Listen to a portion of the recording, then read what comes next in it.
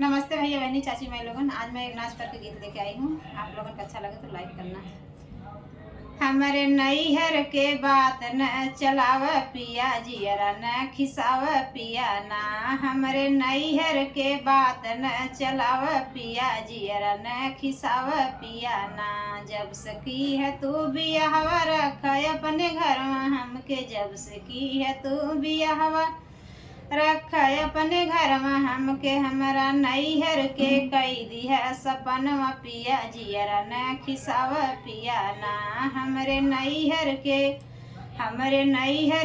कैदी है सपनवा पिया जियरा न खिसाव पिया ना। हमरे नैहर के कैदी है सपनवा पिया जियरा न खिसाव पिया ना। हमरे नैहरे के बात न चलाव पिया जियरा न खिसाव पिया ना। हमरे नैहरे के बात न चलाव पिया जियरा न खिसाव पिया ना। जब से की है तू बियाहवा रख अपने संगवा हमके, जब से की है तू बियाहवा रख अपने संगवा हमके। हमरे